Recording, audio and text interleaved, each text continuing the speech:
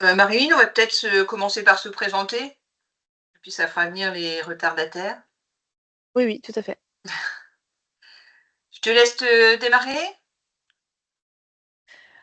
Bah oui, on va pouvoir du coup faire ce webinaire Calliope, comme on a l'habitude. Tous les mois, nous organisons un webinaire Calliope. Donc, je suis Marilyn Chaillet, je suis la directrice d'ActiveCert. Et donc, aujourd'hui, je vais présenter. Alors, Pascal, qui est notre chargé de certification, va présenter et je vais lui Mmh. apporter mon soutien sur cette présentation d'aujourd'hui. Effectivement, vous avez les caméras ouvertes, vous avez la possibilité de poser des questions dans le chat. Et nous y répondrons à la fin de la présentation. Pascal, je te laisse prendre le relais. Voilà, ça permettra, donc je suis effectivement Pascal Vallée, je suis chargée de certification, donc je suis aussi auditrice. Pas que, mais je suis aussi auditrice et ce webinaire, en fait, on traite certains thèmes en fonction de ce qu'on peut percevoir dans le cadre des audits et en dehors et des questions qui peuvent se poser, dans les différents, contextes de certification Qualiopi. Mais écoutez, je vous propose qu'on démarre. Donc aujourd'hui, on a choisi le thème, de la veille. C'est un vaste thème, qui pose beaucoup de questions aux uns et aux autres et l'idée, c'est d'être assez pragmatique. Alors on intervient, en tant que certificateur et non pas, en tant que conseil, donc vous n'aurez pas, de précisions détaillées sur comment faire la veille. Notre idée, c'est d'éclairer le référentiel et de vous donner des précisions sur le recul un peu à prendre sur les attendus de Calliope.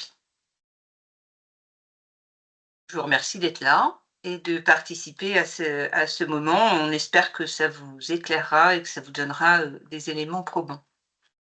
Peut-être en introduction, je voulais, repréciser 2 points. D'abord, effectivement, la certification Qualiopi demande, aux organismes de formation de traiter de la veille.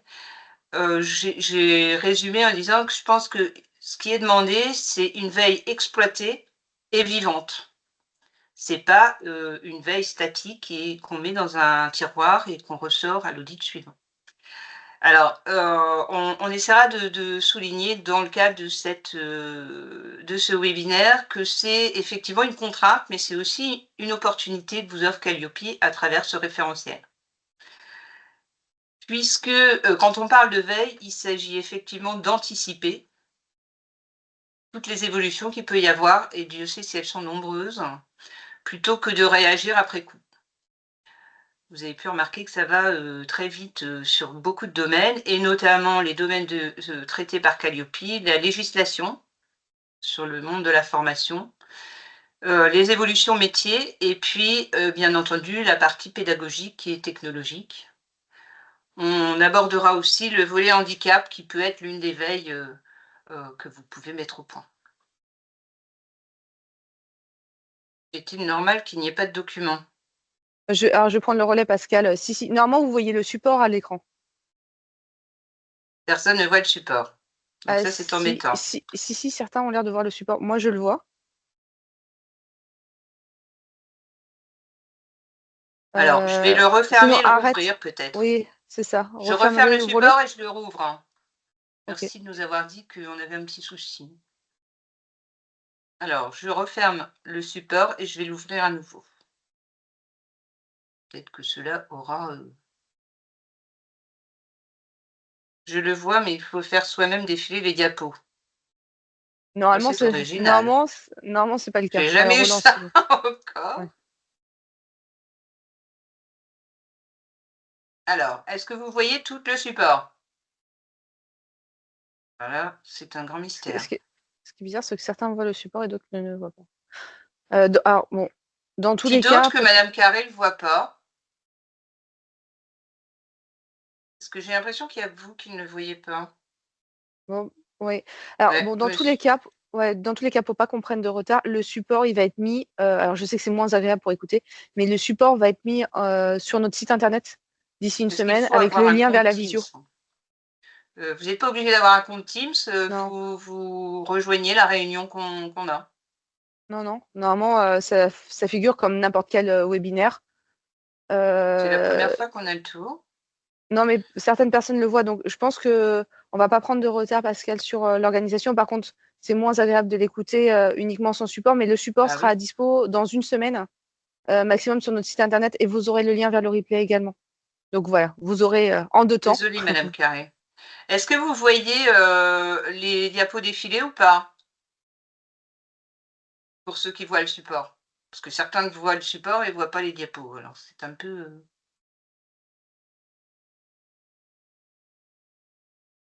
C'est nous qui défilons. Alors là, c'est incroyable. Alors Bon, j'essaie une alors on dernière va vous le manip, dire. Marilyn, et sinon, malheureusement, on prendra le support On, et on bah, le fera on vous défiler. dira, voilà, on vous dira quand est-ce qu'il faut faire Je fais défiler. une dernière manip et je mets le support dans un autre mode et on va voir si ça passe. Et après, malheureusement, oui.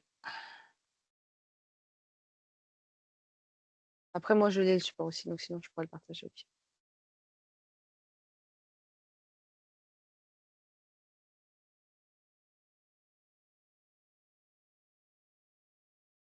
Ah, mais ça passe toujours en live alors. Bon. Est-ce que vous voyez mieux ou pas? Là, vous avez nos photos Bon. normalement sur votre écran. Je suis désolée de ce contretemps, mais effectivement, on a un timing à tenir et ça va être compliqué si on Alors n'avance là, pas. on est sur la 3e slide, sur la partie introduction. Voilà. Juste pour un petit peu camper le décor et puis souligner l'importance de la veille au-delà de Calliope.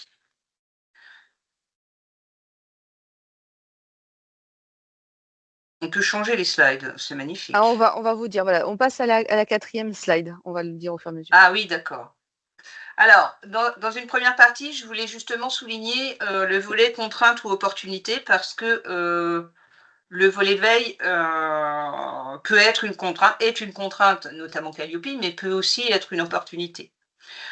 Je voulais, on est dans la diapo 5, vous préciser d'abord une définition de la veille. Alors, trouvée dans le dictionnaire, il y en a sans doute plusieurs.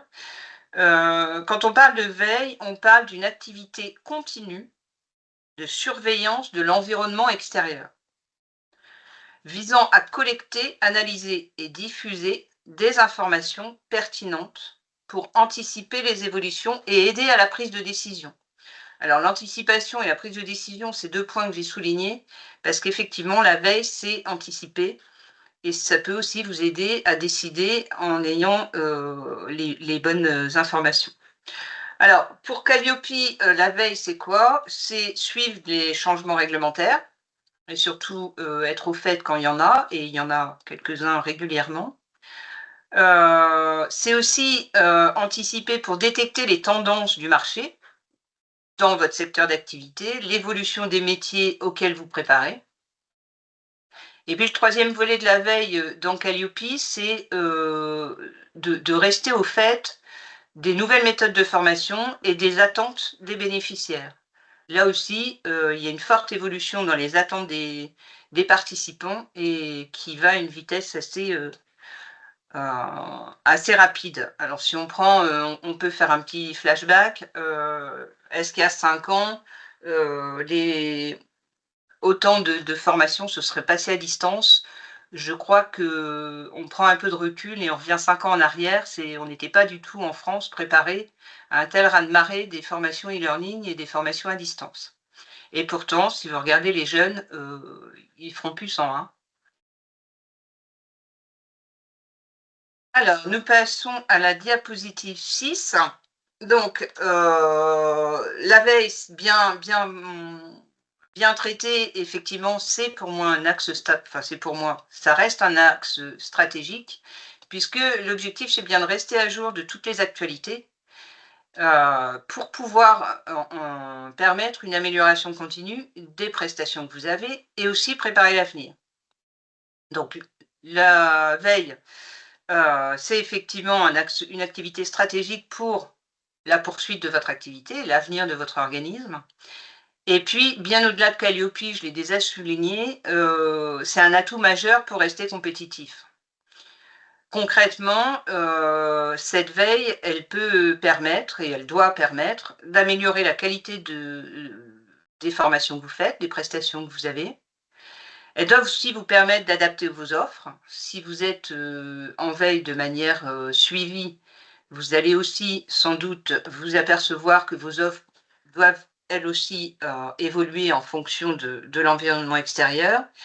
Et puis, c'est aussi un atout majeur pour vous démarquer de vos concurrents. C'est vrai que celui qui a le premier fait du e-learning a peut-être eu, a sûrement eu une activité plus importante au moins au départ, puisqu'ils étaient les premiers. Une petite aparté sur Ouais. le guide de lecture en version 10, parce que certains se posent la question. Pour l'instant, nous n'avons pas d'informations du ministère sur une nouvelle version. Alors, je sais qu'il y a beaucoup de choses qui tournent sur les réseaux sociaux. La version 8 et la version 9, je crois qu'on a attendu plus d'1 an à partir du moment où on a eu des rumeurs de nouvelles versions. Et vous avez vu, la 8 et la 9, ils l'ont passé très rapidement avec un laps de temps de 2 mois entre les deux. Donc, à ce jour, nous n'avons pas d'informations à vous communiquer sur les modifications qui auraient ni les délais que nous aurions pour les mettre en application.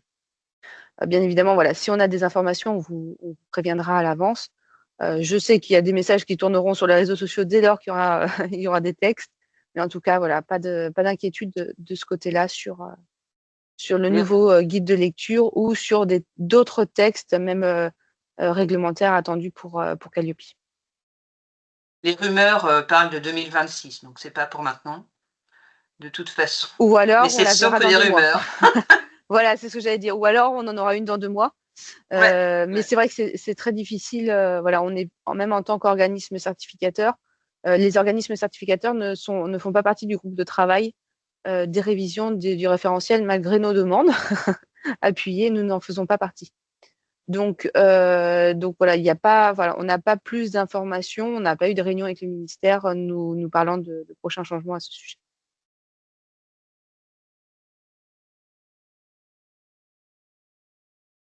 Alors, sur la diapo numéro 7, c'est un peu l'introduction à la veille Calliope en tant que telle et les exigences du référentiel en lui-même. Diapositive 8, un rappel sur ce qu'on trouve comme veille dans Calliope. On trouve 3 veilles, alors je dis voire 4 thématiques qui sont traitées. Les 3 veilles concernent la première, la réglementation de l'organisme de formation, pas des formations que vous faites, de votre organisme et de l'évolution législative et réglementaire de votre, liée à votre organisme de formation.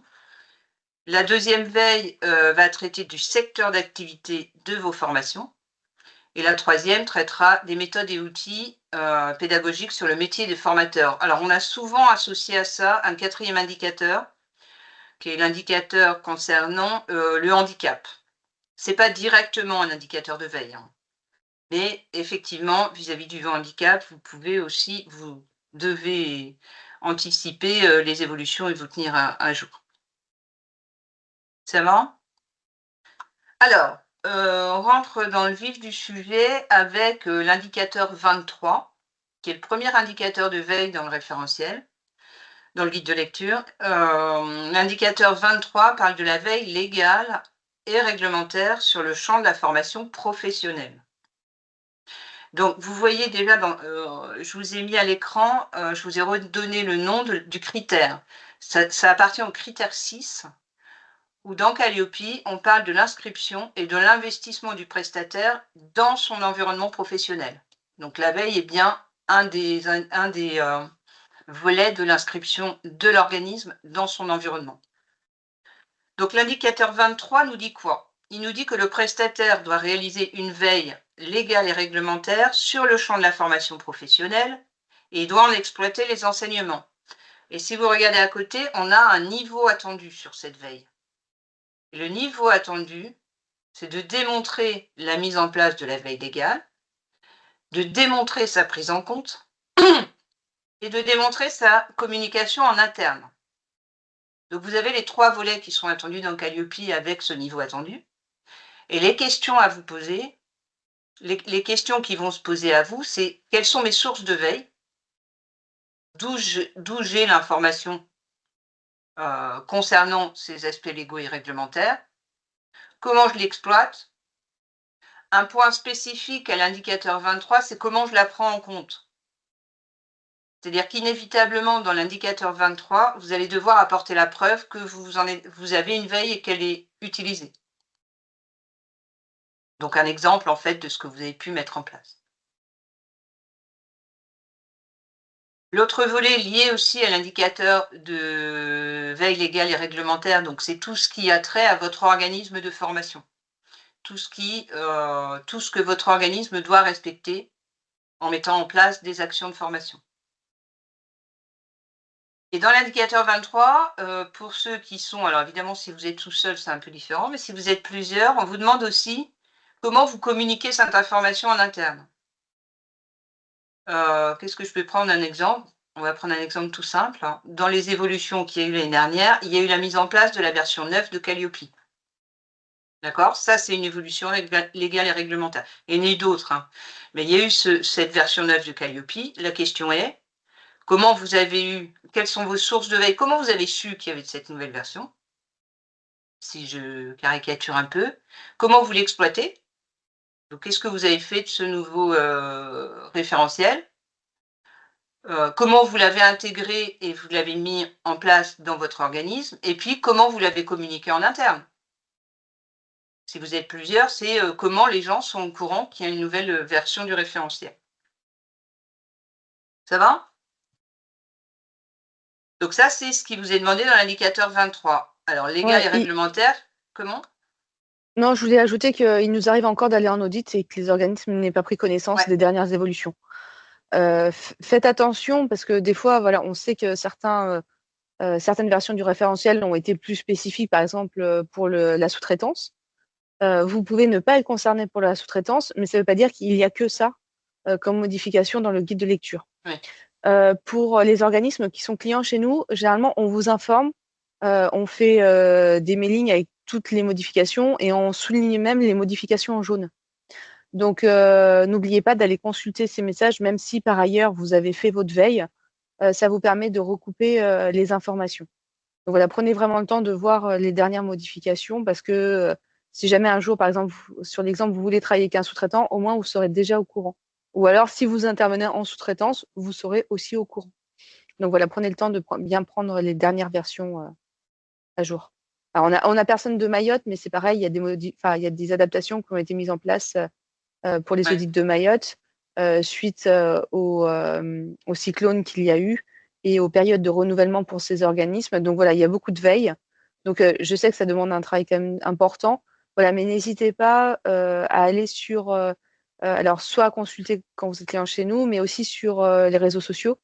On fait aussi beaucoup de partage, et de décryptage, des dernières modifications qui ont eu lieu et qui sont accessibles du coup par tout le monde. On peut être considéré comme une source de veille, c'est vrai. Exactement. Mais on ne peut pas être la seule. On peut pas être la seule. Par contre, On on peut pas être a, la seule, hein. tous les organismes certificateurs ont une obligation légale de communication des Mmh. dernières, modifications. Pour nos clients, dans votre interface client, vous avez également un dossier dans lequel vous avez absolument toute la réglementation et tous les derniers textes, qu'ils vous soient applicables ou non d'ailleurs. Mais vous avez, les guides de lecture dans les dernières versions, les, foires aux questions en dernière version et tous les arrêtés ministériels qui sont applicables, à tout organisme certifié Qualiopi. Voilà, je te laisse, reprendre, la parole Pascal. Donc pour l'indicateur 23, alors effectivement, pour, répondre à ta parenthèse Maryline, j'ai eu en janvier l'occasion d'auditer quelqu'un qui n'était pas en version 9, mais un gros organisme, donc j'étais un peu étonnée. Donc la veille n'était pas effectivement, conforme. Indicateur 24, là, c'est une veille sur l'évolution des métiers et des compétences. Et on demande que le prestataire réalise une veille sur les évolutions des compétences, des métiers et des emplois dans ces secteurs d'intervention et qu'il en exploite les enseignements. Dans le niveau attendu, il vous est demandé de démontrer que vous avez mis en place une veille et de démontrer aussi son impact éventuel. Alors, il n'y a pas systématiquement un impact, mais globalement, les métiers évoluent quand même de manière assez significative. Alors, de quoi on parle quand on parle métier? Ça, en général, cet indicateur-là, en général, vous êtes dans un environnement lié au management, lié à l'industrie, si vous travaillez plus dans l'industrie, lié à votre cœur de métier en tant que formateur, mais à votre cœur de métier en tant que secteur d'activité de vos clients. Alors, soit ils sont dans un secteur en particulier, soit c'est un peu transversal, mais vous avez forcément à vous tenir au courant de est-ce que les métiers de, est-ce que le métier de, qu'est-ce que je peux prendre comme exemple? Est-ce que le métier de soudeur sera encore là demain? Est-ce que le métier de serveur dans un restaurant sera encore là demain? Enfin, avec la mise en place des robots, par exemple, on peut s'interroger et il y a des études qui sont faites que vous trouvez, à différents endroits, ce qu'on appelle les observatoires des métiers qui vont dans chaque secteur faire un peu une projection à plusieurs années de qu'est-ce qui va se passer parce que vous avez pu vous apercevoir que ça allait très vite et c'est pas innocent que Calliope ait mis 3 indicateurs de veille, hein. C'est parce que ça va tellement vite dans ces 3 secteurs d'activité en particulier que c'est indispensable, alors je crois qu'il y a une question, Marilyn. On la traite à la fin ou? Je t'entends pas, tu n'as pas branché ton micro. Mmh. Finis ta diapo et on en parlera à la fin de la diapo. On en parlera à la fin, d'accord. OK. À la fin de la Hem, diapo, on peut répondre aux questions au fur et à mesure. Finis ta phrase et on répondra à la question après. d'accord, bah, je te laisse, En fait, effectivement, on a une question qui est sur l'indicateur 24 pour savoir si si c'est les évolutions de mon métier ou l'évolution des métiers de mes clients. alors c'est l'évolution des métiers liés à la formation que vous réalisez. Je forme, un autre exemple, je forme des assistantes administratives. J'ai un titre professionnel pour former des secrétaires. Quelle est l'évolution du métier des secrétaires demain? Est-ce que ça a un impact sur, ma formation de secrétaire? Donc, bien évidemment, vous ne pouvez pas suivre les évolutions de tous les métiers de vos clients, mais par contre, là où vous intervenez, il faut que vous sachiez les Ouais. évolutions. Vous intervenez sinon dans le secteur agroalimentaire, vous faites des formations dans les métiers de la restauration à la HACCP. Si des nouveaux textes réglementaires passent sur l'agroalimentaire ou sur des mesures d'hygiène, oui, bien évidemment, vous devriez être au courant Mmh. pour pouvoir mettre à jour vos supports. Vos activités, c'est plus l'indicateur 23, c'est lié à Calliope, notamment. Ah, vous me parlez de, bilan de compétences, c'est ça? C'est des bilans de compétences que je viens de voir passer l'information. Oui. Alors, effectivement, il y a tous les aspects transversaux. C'est quoi l'évolution dans un bilan de compétences? Vous allez cibler tous les métiers et on va pas pouvoir, et donc où est-ce que vous trouvez l'évolution des différents métiers? Comment vous vous tenez au courant de, ce qui est porteur ou pas? Comment, c'est plus large, mais c'est transversal. On pourrait parler de la même manière des langues, les langues, il y a aussi une recherche sur l'évolution de alors sur l'évolution des différents pays, sur l'évolution des besoins en langue, en anglais, en chinois, voilà, ça peut être, mais c'est stratégique, c'est là, c'est encore plus stratégique, hein. C'est encore plus stratégique. C'est selon vos secteurs d'activité, vos métiers et votre quotidien et selon, c'est les métiers de votre organisme, hein, que vous ciblez. Si vous intervenez effectivement que dans l'industrie, ce qui m'est déjà arrivé avec une personne, sa veille était sur l'évolution des métiers dans l'industrie. Mais c'est au cas par cas. Mais la première question, justement, c'est quel est votre métier? Quel est votre secteur? Quelles sont vos sources de veille? Comment vous les exploitez? Et est-ce qu'il y a eu des impacts? Il y a pas toujours des impacts, mais globalement, il y a quand même des impacts. Et sur cet indicateur, on n'a pas de grosses difficultés parce que globalement, c'est votre cœur de métier.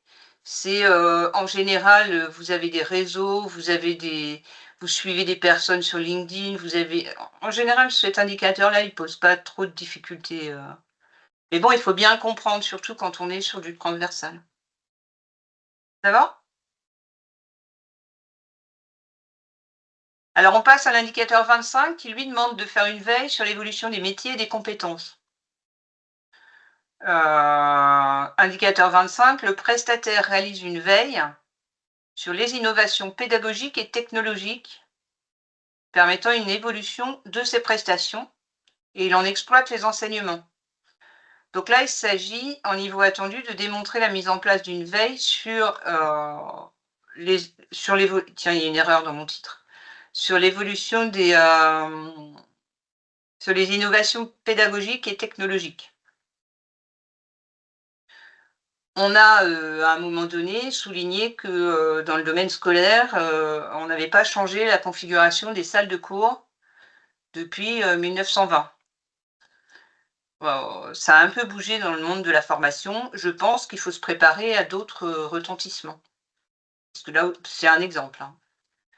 On parlait de e-learning tout à l'heure, est-ce qu'on peut encore faire, des masters, sans e-learning?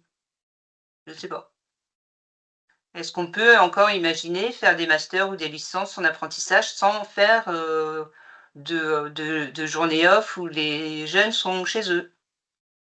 C'est des questions, hein, j'ai pas forcément la réponse, mais après c'est à chacun, selon son métier et ses formations de se poser quand même la question et de rester en veille, hein, rester en veille, sur l'apprentissage des langues par exemple, est-ce qu'on peut encore, rester, à faire du face à face, sans interaction plus que il n'y a pas de réponse toute faite, c'est comment vous faites votre veille, comment vous l'exploitez et est-ce qu'il y a des impacts et si oui, lesquels et comment vous les tracez? Ça va?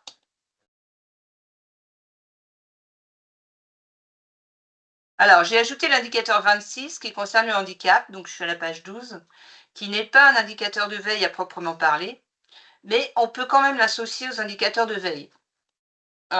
Pourquoi? Parce que là, l'exigence du référentiel, elle est d'identifier un réseau et la manière dont un réseau de partenaires ou d'experts sur le handicap et comment vous allez avoir recours à ce réseau, si vous accueillez des personnes en situation de handicap. Petite parenthèse, assurez-vous aussi quand vous travaillez dans le cadre de la sous-traitance pour quelqu'un d'autre, d'avoir les informations. Donc là, pourquoi on associe cet indicateur-là, aux indicateurs de veille? Parce que la question elle est à se poser, c'est est-ce que votre réseau, il est toujours, actualisé? On arrive au premier cycle de renouvellement Calliope.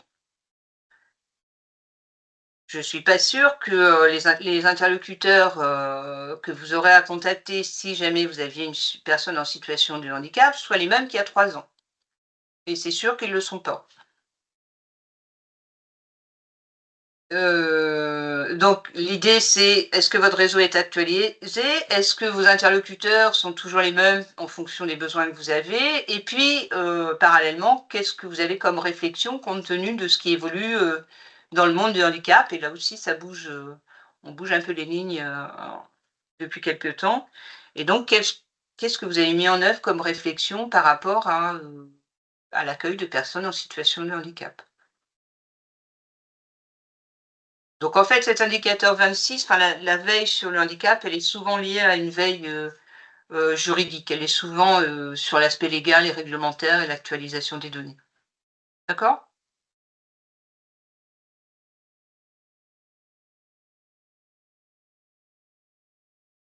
Alors, on est à la diapo 13.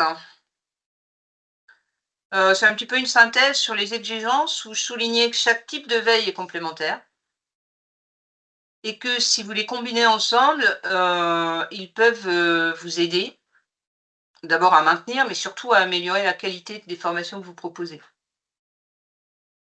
Et en tant qu'organisme de formation, forcément, vous devez mettre en place les changements, nécessaires pour vous adapter aux évolutions, sinon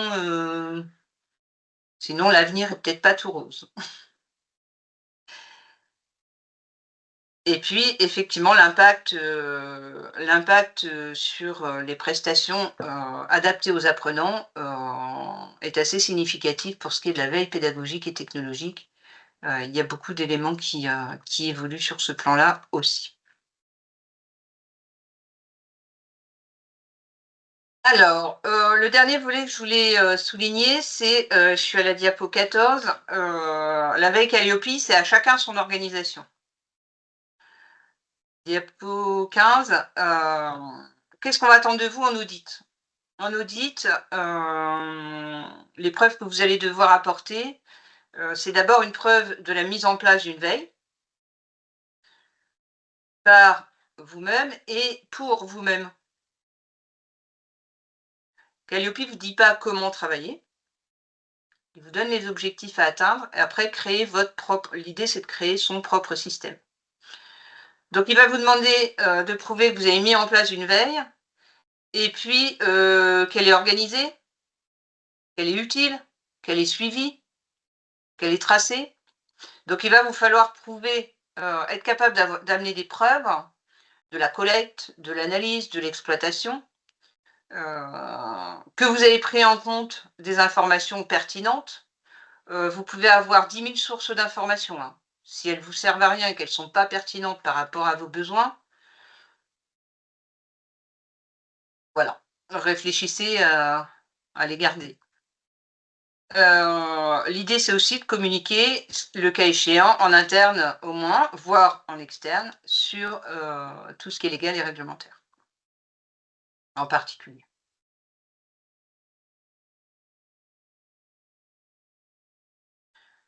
Diapositive 16. Alors, pour répondre aux exigences, c'est un peu une synthèse de ce qu'on vient de voir. L'idéal, c'est d'avoir un processus de veille clair et, j'ajouterais, vivant, qu'il y ait des sources adaptées pour chaque veille, qu'il y ait une organisation de la veille qui soit opérationnelle et qu'il y ait un suivi régulier. Calliope n'a pas demandé de tableau, hein. Si le tableau vous va, j'ai pas d'avis, mais si c'est des informations qui datent de 2021, ça n'a pas vraiment d'intérêt. Donc un processus de veille clair et vivant, une implication de l'équipe, y compris les extérieurs. L'idée, c'est une veille efficace, c'est souvent une veille partagée. Il y a le principe de réciprocité dans les veilles, donc vous apportez, mais peut-être que les extérieurs peuvent vous apporter. Et puis diffuser les résultats de votre veille, surtout en équipe. Et le troisième point, c'est une exploitation concrète des éléments de veille pour répondre à votre stratégie. Vous recensez des informations, vous les analysez, vous les diffusez, vous les mettez en place. Voilà, c'est pas, la veille dans Calliope et la veille en général, c'est quelque chose qui n'est pas statique et qui est plutôt une démarche active.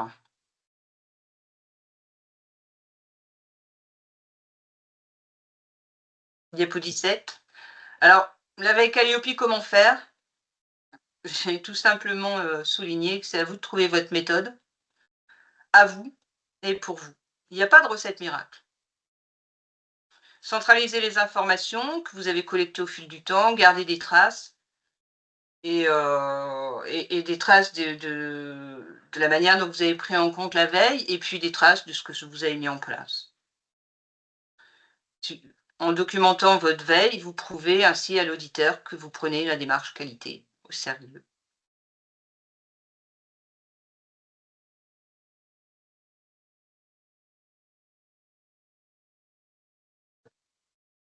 Voilà, j'en ai fini de mon exposé. On est à votre disposition pour vos questions. Je vous remercie de votre attention. Voilà, il n'y a pas de nouvelles questions dans Il n'y a pas le de nouvelles chat. questions? Mais voilà, n'hésitez pas si vous voulez en poser. Sinon, dans tous les cas, vous retrouverez le support et le replay de la présentation sur notre site internet d'ici 15 jours, enfin non, d'ici une semaine.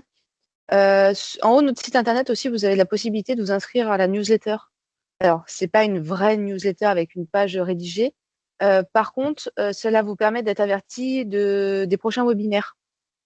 Alors, quand on va publier des articles sur le site internet, vous serez au courant, mais ça vous envoie aussi les derniers webinaires qui vont être réalisés. Comme ça, si vous souhaitez vous y inscrire, vous avez la possibilité.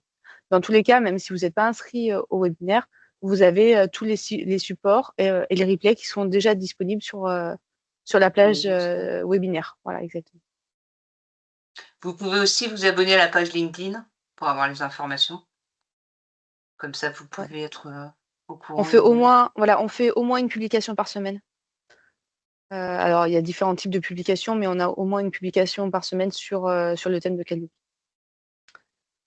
Bah, merci beaucoup, de vos retours. On va peut-être attendre encore 2 minutes et puis, bah, sinon on clôturera cette session. j'ai plus en tête le prochain. Le prochain sujet? Ouais, je l'avais noté, mais je l'ai plus. Et Bon, après ce surtout, sera s'il y a des sujets qui vous intéressent, n'hésitez pas à le noter dans le chat, qu'on puisse répondre éventuellement à des besoins que vous auriez, je crois que le prochain, c'est la sous-traitance, il me semble. Voilà. bon, on en a trouvé plusieurs d'actualité. Ouais.